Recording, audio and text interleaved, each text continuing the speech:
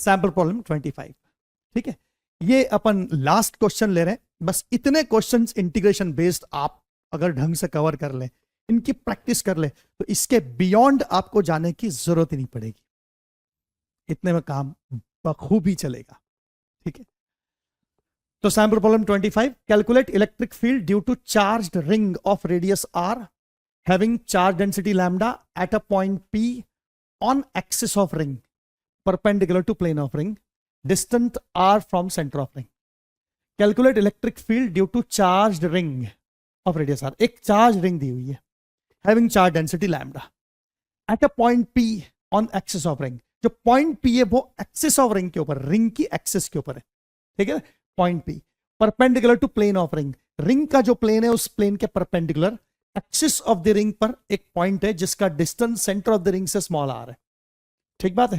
तो देखिए सिचुएशन में यहां पर वो पॉइंट है जिस पॉइंट पर आपको इलेक्ट्रिक फील्ड फाइंड करना है, और इस पॉइंट का जो डिस्टेंस है वो स्मॉल आर है एक्स एक्सिस पर, यानी कि एक्सिस ऑफ द रिंग पर। जो रिंग है वो वाइजेड प्लेन में है। डायग्राम 3 डायमेंशनल है। अगर मैं इस डायग्राम को एक्सप्लेन करने की बात करूं आपसे, तो मैं कुछ ऐसे एक्सप्लेन करूंगा। देखो, इस डायग्राम को एक्सप्लेन करने के लिए मैं एक 3 डायमेंशनल डायग्राम आपके सामने ला रहा हूं।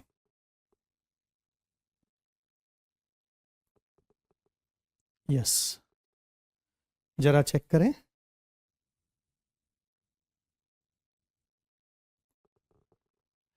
क्या मैं इसको रिंग बोल सकता हूं? आपके हिसाब से रिंग थोड़ा रिंग से मोटा है शेप, लेकिन आप इसको रिंग समझ सकते हो। ठीक है, लेकिन इस रिंग का जो प्लेन है फिलहाल अभी इस रिंग का जो प्लेन है, ये प्लेन में ये लाइन जो है ये है y एक्सिस, ये लाइन है y एक्सिस। ठीक है, रिंग का जो प्लेन है वो YZ प्लेन है, रिंग जो है वो YZ प्लेन में, और ये जो लाइन है जो मैंने येलो से बनाई है ये Z एक्सिस है। राइट, ठीक बात है। तो फिलहाल ये जो रिंग है ये YZ प्लेन में आपको नजर आ रही होगी, YZ प्लेन में है। ठीक बात है ना, यानी ये जो बोर्ड का प्लेन है YZ प्लेन। तो इस रिंग की एक्सिस किधर है? तो ऑफ कोर्स एक्सिस सेंटर से पास होगी और रिंग के प्लेन के परपेंडिकुलर होगी। तो एक्सिस जो है वो ये वाला पेन हो गया, व्हाइट पेन, ये एक्सिस हो गई जो बाहर की तरफ आपकी तरफ निकल रही है। तो एक्सिस आपकी तरफ है। Got the idea? ठीक बात है। तो इसकी एक्सिस पर एक पॉइंट P है, कहीं तो भी यहां पॉइंट है, और इस रिंग के ऊपर चार्ज है। तो इस पूरी एंटायर रिंग के कारण इस पॉइंट पर इलेक्ट्रिक फील्ड चाहिए, यहां के पॉइंट पर इलेक्ट्रिक फील्ड चाहिए जो पॉइंट इससे बाहर की तरफ आ रहा है। क्या आपको आइडिया समझ में आया? ठीक है ना। अब इसको सही ढंग से आप इमेजिन कर सके उसके लिए मैं एक सिंपल काम कर रहा हूं। देखिए, इसको थोड़ा सा इधर ले लेता हूं।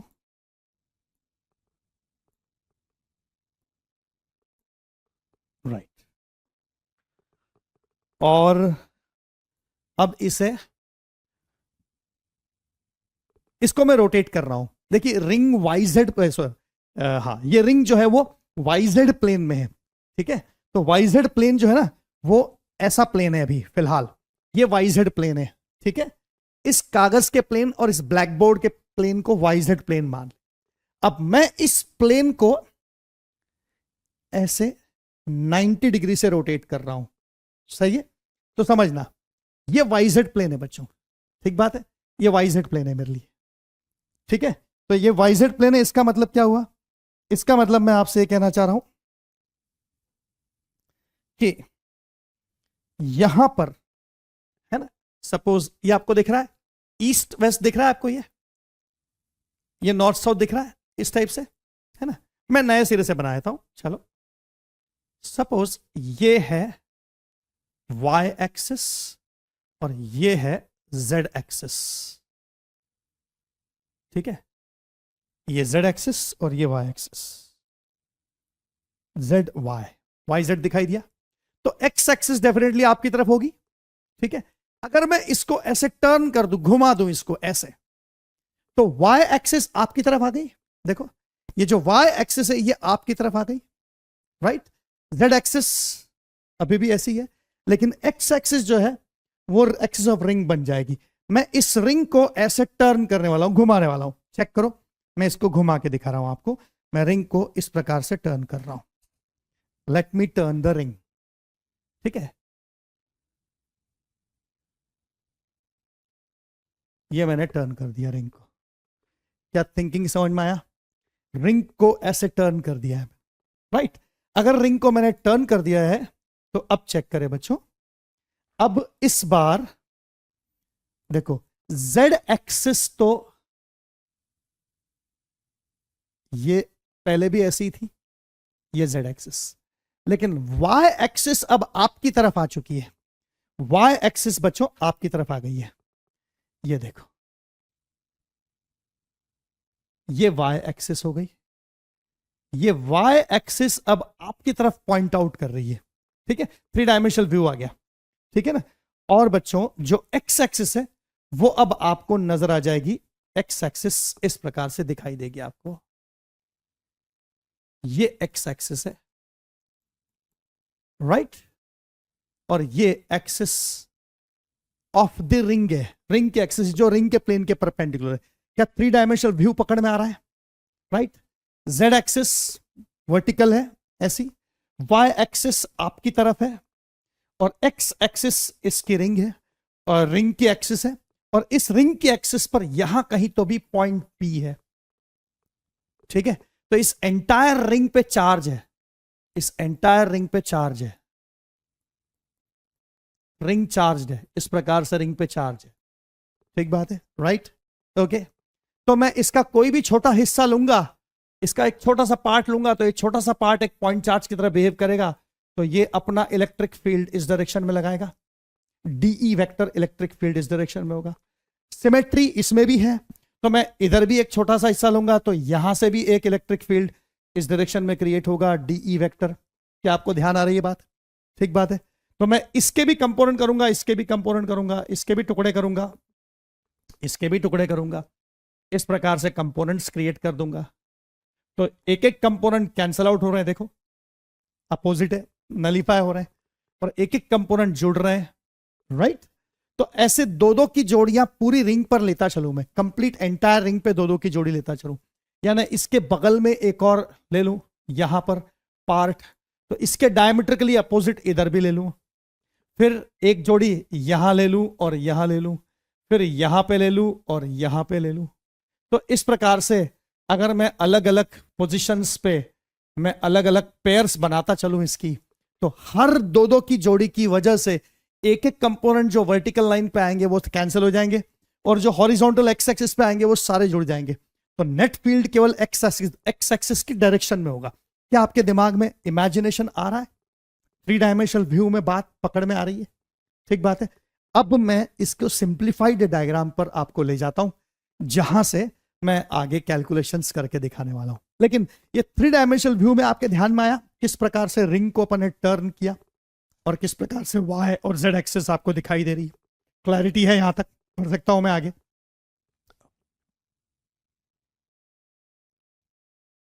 राइट। तो इस डायग्राम पर अब हमको काम करना है, ठीक है ना। वो तो मैंने 3 डायमेंशनल व्यू घुमाकर आपको इसलिए दिखाया ताकि आपको ये डायग्राम पकड़ में आए कि किस तरह से y एक्सिस आपकी तरफ पॉइंटेड है, z एक्सिस वर्टिकल है, और x axis axis of the ring है, और एक्सिस ऑफ रिंग पर एक पॉइंट P है जिस पॉइंट पर हमें इलेक्ट्रिक फील्ड निकालना है, ठीक है। तो इस एंटायर रिंग को छोटे छोटे छोटे छोटे सब पार्ट्स में बांट लेते हैं, छोटे छोटे पार्ट्स में इसको हम बांट लेंगे, ठीक बात है। तो इस प्रकार से हम स्टेप वाइज, वैसे जैसे हम हमेशा करते हैं, तो स्टेप वाइज इस प्रोसेस को लिखने जा रहे हैं इस प्रकार से। तो step number 1,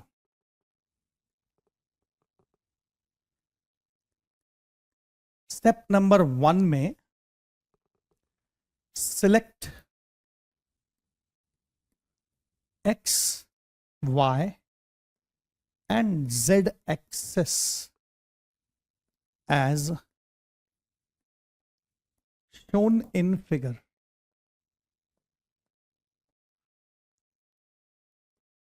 ring is in YZ plane and axis of ring is x axis. Ring तो YZ प्लेन में है और जो रिंग की एक्सिस है वो x एक्सिस है. ठीक है.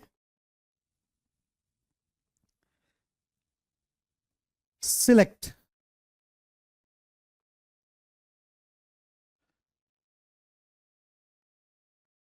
वन स्मॉल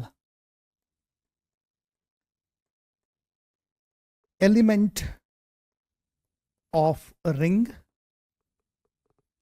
एक बहुत छोटा सा एलिमेंट ऑफ रिंग सिलेक्ट कर लेते हैं, which is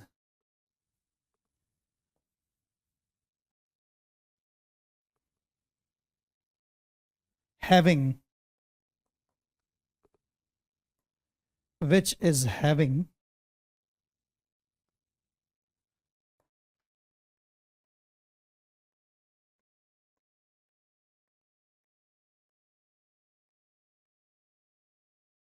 small length dl.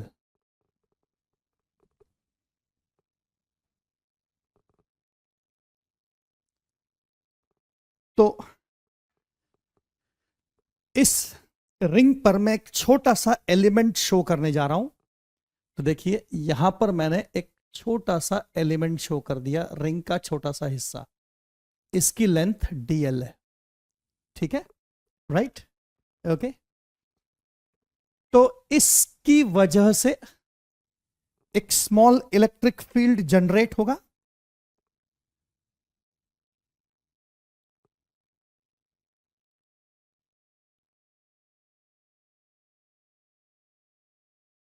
इस डायरेक्शन में, जिसको मैं DE वेक्टर लिख सकता हूं. क्लियर है सिचुएशन? Simple thought. ओके. तो इसलिए मैं स्टेप नंबर 2 में लिख सकता हूं. Step number 2,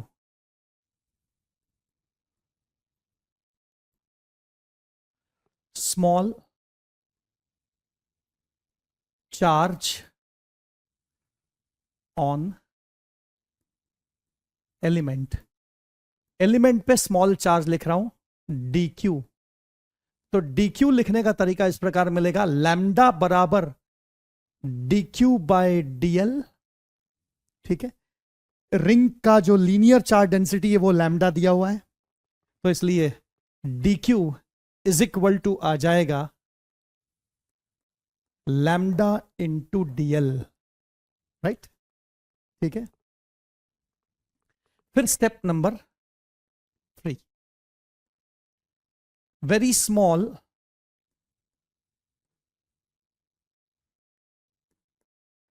electric field. Very small electric field DE vector due to small element. जो स्मॉल एलिमेंट है वो इतना छोटा है कि वो एक पॉइंट चार्ज की तरह बिहेव करेगा. बाकी एंटायर रिंग को आप नेग्लेक्ट कर दो तो उस छोटे से पॉइंट चार्ज की वजह से, है ना, अगर ये डिस्टेंस, अगर ये वाला डिस्टेंस जो है, ये डिस्टेंस मैं मान लेता हूं, कुछ वैल्यू मान लेता हूं इसकी. इस डिस्टेंस को क्या ले लूं? D. अगर इस डिस्टेंस को मैं D ले लूं, ये डिस्टेंस. ओके. ठीक है. तो अब मैं लिख सकता हूं इस पॉइंट पर छोटा सा इलेक्ट्रिक फील्ड DE वेक्टर की वैल्यू. तो DE वेक्टर की वैल्यू मैं इस प्रकार लिख सकता हूं, DE वेक्टर की वैल्यू मैग्नीट्यूड में होगी एक पॉइंट चार्ज की वजह से K DQ upon distance D का स्क्वायर. राइट. क्योंकि इस पॉइंट चार्ज से, ये छोटे से एलिमेंट को पॉइंट चार्ज मान लिया, तो इस छोटे से एलिमेंट से इस पॉइंट तक का जो डिस्टेंस है वो D डिस्टेंस है. राइट. ओके. हालांकि क्वेश्चन में हमको ये स्मॉल आर डिस्टेंस दिया हुआ है और कैपिटल आर रिंग की रेडियस दी हुई है, रिंग की रेडियस कैपिटल आर और ये छोटा सा डिस्टेंस आर दिया हुआ है। ओके, ठीक बात है, राइट। तो आप इस डी को ऐसे भी लिख सकते हो, this D can also be written as under root of small R का स्क्वायर प्लस कैपिटल आर का स्क्वायर। देखिए ये वाला जो डिस्टेंस है ना, ये वाला डिस्टेंस तो है स्मॉल आर, ठीक है, और ये वाला जो डिस्टेंस है ये रिंग की रेडियस है, और ये रिंग की रेडियस जो है ना वो है कैपिटल आर। तो एक राइट एंगल ट्रायंगल नजर आ रहा है जिसमें पाइथागोरस थ्योरम यूज हो जाएगा। तो स्मॉल आर का स्क्वायर प्लस कैपिटल आर का स्क्वायर इज इक्वल टू का under root is equal to D, right. तो फिलहाल मैंने उसको डी लिख दिया, बाद में उसको इस टर्म में कन्वर्ट कर लेंगे हम, ठीक है। तो ये हो गया डिस्टेंस, ये हो गया इलेक्ट्रिक फील्ड, है ना। अब आप जानते हो कि अगर मैं इस डीई के कंपोनेंट्स कर दूं, राइट, तो मैं इसके कंपोनेंट्स कर देता हूं कुछ इस प्रकार से। एक कंपोनेंट इधर आएगा और एक कंपोनेंट इधर आएगा, एक रेक्टेंगल ड्रॉ होगा जिसमें एक कंपोनेंट इस तरफ क्रिएट होगा और एक कंपोनेंट इस तरफ क्रिएट होगा, ठीक है, कोई खास बात तो नहीं। अगर मैं इस एंगल को अल्फा कह दूं, अल्फा इस एंगल को, ठीक है, तो इधर वाला एंगल भी अल्फा होगा, इधर वाला कंपोनेंट होगा डीई कॉस अल्फा और इधर वाला होगा डीई साइन अल्फा, ठीक है। अब अगर मैं आपको यहां पर भी एलिमेंट लेकर बताऊं इस जगह, तो इस जगह एक एलिमेंट लूंगा तो उसकी वजह से भी एक डीई क्रिएट होगा और उसका जो डीई साइन अल्फा होगा वो इसके डीई साइन अल्फा को कैंसिल करेगा। यानी मैं दो की जोड़ियां लूं तो ये वाली जोड़ी जो वर्टिकल डायरेक्शन में वो कैंसिल हो जाती है, राइट। यानी कुल मिला के कहने का मतलब ये कि केवल डीई कॉस अल्फा से ही इलेक्ट्रिक फील्ड नेट बनेगा, जो डीई साइन अल्फा वाला है वो कैंसिल आउट हो जाएगा, ठीक है ना।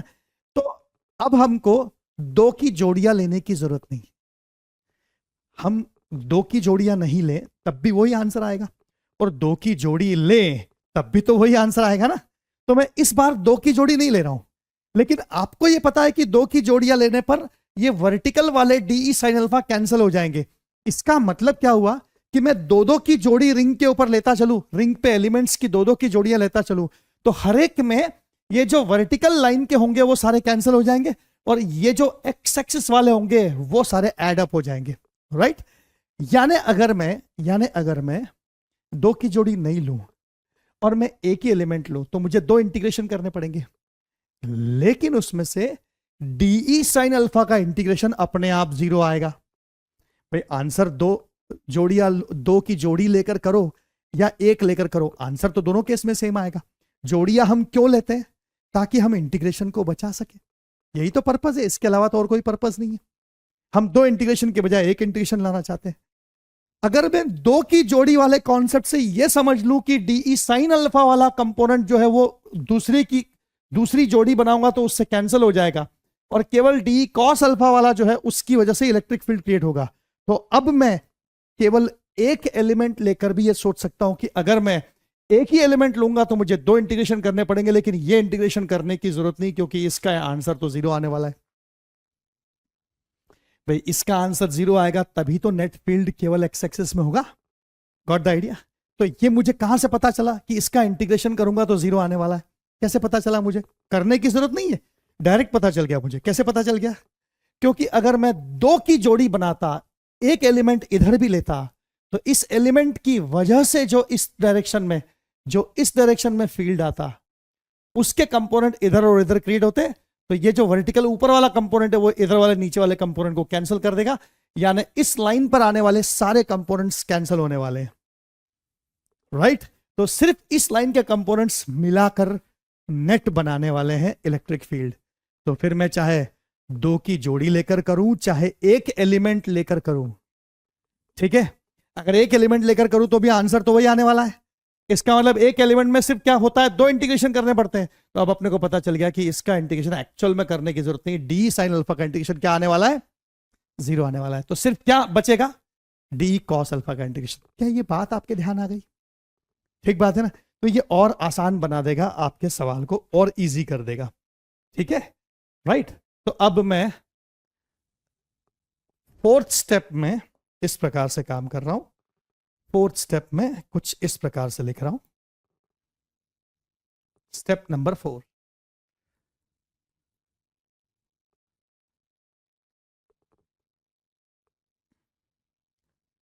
Resolve DE vector along x and y। तो DE X is equal to मिलेगा डीई कॉस अल्फा, राइट, और डीई वाई मिलेगा डीई साइन अल्फा। ठीक है। स्टेप नंबर 5 में अब मैं डायरेक्ट लिख रहा हूं, integration DE Y is equal to integration DE sine alpha is equal to 0 आने वाला है। अब मैंने डायरेक्ट लिख दिया कि इसका इंटीग्रेशन 0 आने वाला है। और ये मुझे कैसे पता चला कि 0 आने वाला है? तो अगर मैं 2 की जोड़ी लेता, राइट, तो इधर वाला ऊपर वाले से कैंसिल होता, यानी सिर्फ इधर वाले कंपोनेंट से इलेक्ट्रिक फील्ड बनाएंगे। इससे मुझे पता चला कि मैं को 2 एलिमेंट्स की जोड़ी अब लेने की जरूरत नहीं, एक ही एलिमेंट से मुझे पता है कि ये इंटीग्रेशन 0 आने वाला है, तो इसको सॉल्व करने की जरूरत नहीं। तो मुझे सिर्फ एक ही इंटीग्रेशन सॉल्व करना है, वो कौन सा है, D cos alpha. Therefore net field, इसलिए नेट फील्ड जो होगा वो केवल होगा E बराबर integration DE cos alpha, right. ठीक है। अब ये इंटीग्रेशन कैसे सॉल्व करेंगे? तो ये आसानी से सॉल्व हो जाएगा। देखें, ये इस प्रकार सॉल्व होगा। तो ये इंटीग्रेशन सॉल्व करने के लिए E इज इक्वल टू मुझे मिलता है इंटीग्रेशन डीई की वैल्यू में यहां से रख देता हूं, d E k d q upon d square, और डी क्यू की जगह lambda into d l upon d square आ जाएगा। लैम्डा इंटू डीएल आप चेक कर सकते हैं इधर, डी क्यू की जगह हमने डिफाइन किया था ये इधर डी क्यू की जगह लैम्डा इंटू डीएल, तो ये मैंने यहां रिप्लेस कर दिया। तो इसलिए यहां मुझे मिलता है, इस जगह मुझे मिलता है डीई की जगह के lambda DL upon d square cos alpha. ठीक है। अब देखिए कॉन्स्टेंट्स क्या क्या है, तो देखो के बाहर ले लो, लैम्डा बाहर ले लो, सही है, कॉस अल्फा भी बाहर ले लो, और डी स्क्वायर भी बाहर ले लो। इंटीग्रेशन बचेगा सिर्फ टीएल का, राइट। अब चेक करें ऐसा क्यों हो रहा है, ये सारे कॉस अल्फा क्यों बाहर आया, के तो बाहर आएगा, लैम्डा बाहर आएगा, डी डिस्टेंस और कॉस अल्फा क्यों बाहर आ रहा है, जरा चेक कर लो। डी डिस्टेंस पर पहले ध्यान दो, ये डी डिस्टेंस देखो इस रिंग का एलिमेंट कहीं पर भी ले लो, आप किसी भी जगह रिंग का एलिमेंट ले लो, किसी भी एलिमेंट से इस पॉइंट का जो डिस्टेंस है वो डी के बराबर ही तो होगा। क्या आपको ध्यान में आई बात? ठीक बात है ना। इस पूरी एंटायर रिंग पर किसी भी जगह आप एलिमेंट ले लो, उस एलिमेंट का इस पॉइंट से जो 3 डायमेंशनली डिस्टेंस होगा, है ना, देखो ये एलिमेंट यहां की बजाय यहां ले लो, यहां भी ले लोगे तो देखो ये रेडियस आर रहेगी और ये डिस्टेंस स्मॉल आर रहेगा, तो पाइथागोरस थ्योरम से वही डिस्टेंस तो आएगा R square plus R square. तो ऐसा इस एंटायर रिंग के हर एक एलिमेंट के लिए ऐसा ही होगा। तो इसका मतलब ये डी डिस्टेंस जो है वो किसी भी एलिमेंट के लिए चेंज नहीं हो रहा है। तो डी एक कांस्टेंट टर्म हो गई, तो अगर डी कांस्टेंट टर्म हो गई तो इंटीग्रेशन के बाहर आ जाएगी। तो डी किसी भी एलिमेंट के लिए सेम है तो इंटीग्रेशन के बाहर आ गया। तो डी बाहर क्यों आया समझ में आ गया। अब कॉस अल्फा क्यों बाहर आया उसको भी चेक कर लो आप, कॉस अल्फा क्यों बाहर आया।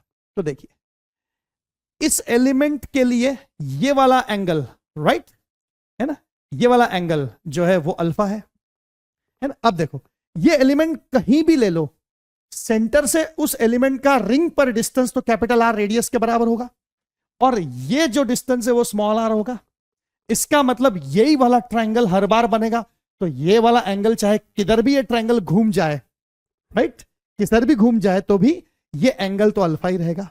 यूं समझो कि मैं अगर ऐसी अलग अलग लाइन से इसको जोड़ दूं, है ना, इधर से भी जोड़ दूं, ठीक बात है, इधर से भी हर एक जगह से जोड़ूं, तो देखो ये एंगल तो अल्फा ही रहने वाला, ये चेंज थोड़ी होगा, ये हर जगह से अल्फा ही रहेगा एंगल। तो यानी ये एंगल भी चेंज नहीं होगा। तो अगर ये एंगल चेंज नहीं होगा अल्फा, तो कॉस अल्फा ये टर्म एक कांस्टेंट हो गई, तो इसलिए कॉस अल्फा और डी स्क्वायर दोनों चीजें बाहर आ गई इंटीग्रेशन के, अंदर बचा सिर्फ इंटीग्रेशन डीएल। और इंटीग्रेशन डीएल मतलब क्या, पूरे रिंग की लंबाई, लेंथ, डीएल लंबाई थी ना, तो इंटीग्रेट करना मतलब क्या, जोड़ना, तो पूरी रिंग की लंबाई जोड़ दो, तो ये इंटीग्रेशन सॉल्व करने की जरूरत थोड़ी है। आपको पता है कि पूरी रिंग की लंबाई क्या होगी, 2πr। तो क्या मैं इस इंटीग्रेशन को डायरेक्टली 2πr लिख सकता हूं? इस वजह से मैंने एक इंटीग्रेशन में काम चलाया, क्योंकि उससे ये सिंपल हो गया, इंटीग्रेशन सॉल्व बहुत इजी वे में हो गया, आसानी से आंसर आ गया। तो इसलिए मैंने इसको एक इंटीग्रेशन में, मतलब उसको केवल एक एलिमेंट लेकर किया था। ओके, तो अब यहां से मैं लिख सकता हूं बच्चों, E इज इक्वल टू के lambda cos alpha upon d square, और इसकी जगह लेंथ की जगह 2πr, राइट, ठीक बात है। अब इसको थोड़ा उस वर्जन में ले आते हैं जिस वर्जन से ये इजीली समझ में आ जाएगा। अगर आप ध्यान से देखें तो lambda into 2πr total charge on the ring है, ठीक है ना।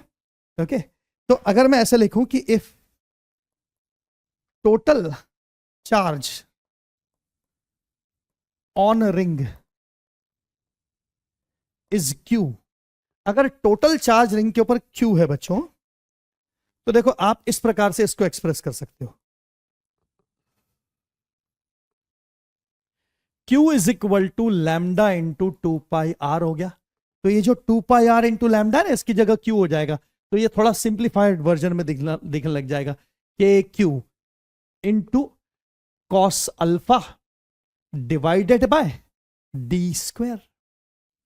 ओके, ठीक है, यानी ये कैसे दिखने लग जाएगा, के Q upon d square into cos alpha की जगह, देखो कॉस अल्फा की जगह क्या लिखूं मैं, तो मैं कॉस अल्फा की जगह यहां से देखो लिख सकता हूं, बहुत इजीली पता लगा सकता हूं कॉस अल्फा की वैल्यू क्या है।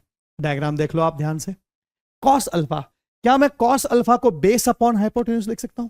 तो बेस इस एंगल अल्फा के सामने वाली साइड परपेंडिकुलर हो गई, तो ये कैपिटल आर परपेंडिकुलर हो गया, और बेस हो गया ये स्मॉल आर, जो सेंटर से डिस्टेंस है small R, base upon hypotenuse हो गई डी, तो स्मॉल आर बाई डी। तो कॉस अल्फा, क्या आपको दिख रहा है यहां पे कि कॉस अल्फा की वैल्यू यहां पर स्मॉल आर अपॉन डी के बराबर है। स्मॉल आर यहां से लेकर यहां तक का डिस्टेंस स्मॉल आर है, ये स्मॉल आर, ये सेंटर से रिंग के इस पॉइंट का डिस्टेंस है जिस पॉइंट पे इलेक्ट्रिक फील्ड निकालना है, तो स्मॉल आर बाई डी, तो कॉस अल्फा की जगह स्मॉल आर बाई डी। तो इसलिए मुझे आंसर कुछ इस प्रकार से मिल जाता है, सिंप्लीफाइड वर्जन में आंसर मिल जाता है कॉस अल्फा की जगह R by D, cos alpha की जगह R by D, R by D, right.